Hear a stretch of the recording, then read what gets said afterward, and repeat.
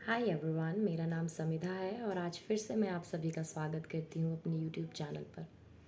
आज फिर मैं आपके सामने आई हूँ एक खूबसूरत कहानी के साथ। लेकिन आज की कहानी की ये ख़ास बात है कि ये कहानी मेरी नहीं है।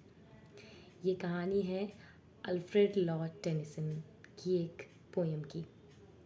आज मैंने एक पोएम पढ़ी अल्फ्रेड लॉर्ड टेनिसन की, जिसका नाम था लेडी ऑफ शार्लेट।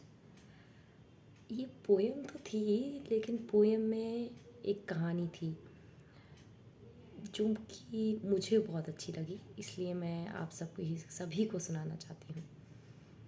तो ये कहानी है एक औरत की जो कि एक एक आइलैंड के में एक बहुत बड़ा महल होता है, कैसल होता है, उसमें रहती होती है। ये जो लेडी होती है इसका नाम नहीं पता है, लेकिन बहुत ही मिस्टीरियस लेडी है। बट इसको हम लोग कहते हैं लेडी ऑफ शार्लेट। इस लेडी का नाम होता है लेडी ऑफ शार्लेट, जिससे हम जानते हैं इसे। और एक ख़ास बात है इस लेडी की कि ये उस कैसल में और उस आइलैंड में एक रिहायशी एरिया से दूर रहती है। क्यों? क्योंकि ये एक श्रापित होती है। She is cursed. इसके ऊपर एक मिस्टीरियस कर्स होता है, इस पर श्राप होता है।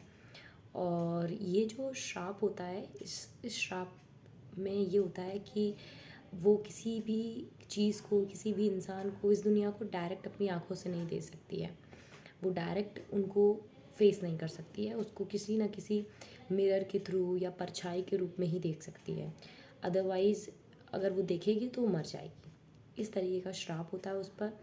और वो इस एक महल में, कासल में रहती है, जहाँ पर उसका कमरा होता है। उस कमरे में एक विंडो होती है। ओके। विंडो के पास ही एक कलरफुल, बहुत ही कलरफुल एक छत्ता टाइप का वो बो रही होती है, जिसके और वो जो मिरर होता है वो जस्ट विंडो के ऑपोजिट साइड पर होता है। और वो मिरर को फेस करके जो भी चीज़ उधर ही देखती है। तो जितने भी लोग आते हैं वहाँ पर, सपोजली वहाँ पर रीपर्स, मतलब कि खेती बाड़ी करने वाले लोग, आम लोग आते हैं, उन सबको वो उस मिरर के थ्रू देखती होती है। उसको सिर्फ परछाई दिखाई देती है, उतना ही वो समझ पाती है। तो और मोस्टली उनमें से बहुत लोगों को पता भी होता है कि इस रिहायशी एरिया में जो है, रिहायशी एरिया से दूर एक आइलैंड है। इसमें एक जो कैसल है, जो महल है, उसमें एक लेडी रहती है। और उस लेडी के बारे में उन्हें ऐसे पता होता है क्योंकि वो रात में गाना गाया करती है। तो उस गाने की आवाज़ से लोगों को पता होता है कि इधर पर कोई रहता है। लेकिन वो सामने नहीं आती है क्योंकि वो सामना कर ही नहीं सकती है डायरेक्ट फेस टू फेस। सो उसका बहुत ही कट होता है, आम जनता से वो ज़्यादा उसका कांटेक्ट नहीं होता है। तो जो भी होता है वो मिरर के थ्रू देखती है। लेकिन मिरर के थ्रू देखती है, लेकिन वो एक दिन फ्रस्ट्रेट हो जाती है, वो बहुत दुखी हो जाती है। कहती है, थक गई हूँ मैं शैडोज़ को देख देख कर। ऑफकोर्स, मतलब कि कोई दिखाई नहीं दे रहा। वो बिल्कुल, उसे लगता है कि वो डायरेक्ट देखे दुनिया को। और ये मिस्टीरियस कर्ज जो है उस पर, जो श्राप है, ये पता नहीं क्यों है, ये भी हमको नहीं बताया गया, बट श्राप है उस पर।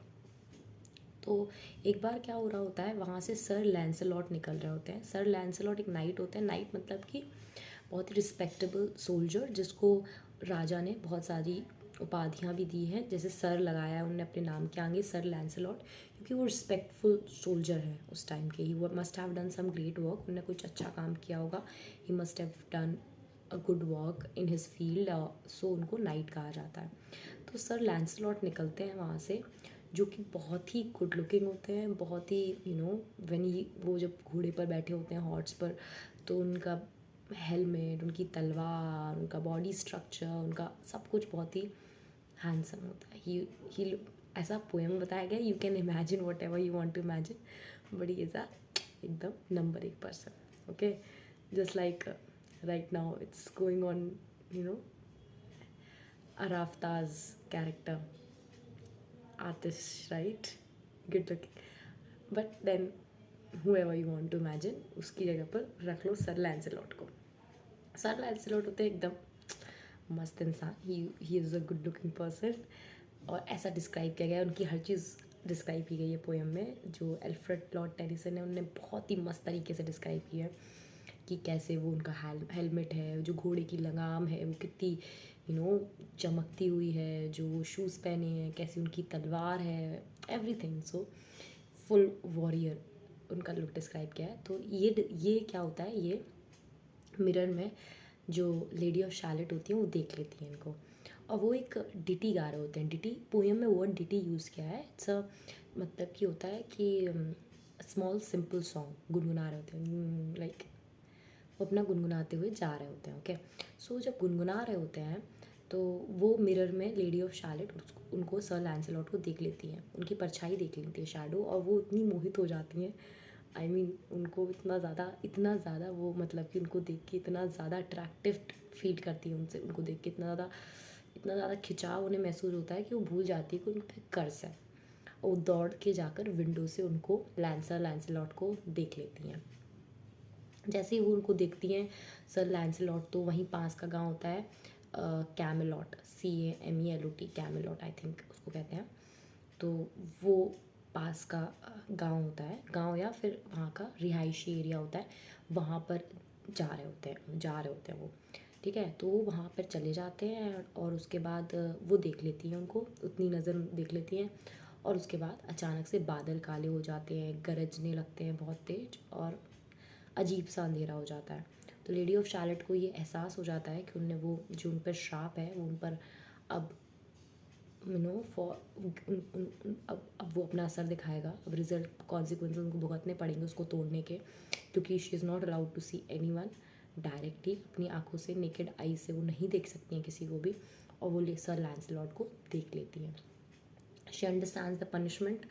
तो क्या होता है कि वो डिसाइड करती हैं ओके फाइन अभी हो गया है, तो नीचे जाती हैं, रिवर के पास, नदी के पास जाती हैं, और एक बोट उनके उधर ही पास में होती है, उस बोट में वो आगे के एरिए पे लिख देती हैं लेडी ऑफ शैलेट, और उसमें जाके लेट जाती हैं, और एक गाना गाना शुरू कर देती हैं, और उस बोट को बहा देती हैं किसी भी दिशा में, स्पेशली वो दिशा वो कैमेलॉट के साइड, गांव के साइड वो बोट बहने लगती है, और वो उसमें लेट जाती हैं, और वो गाना ऐसे गाती हैं जैसे उनका of course she is now dying, अब वो मरने वाली हैं, तो उनके जीवन का आखिरी गाना होता है।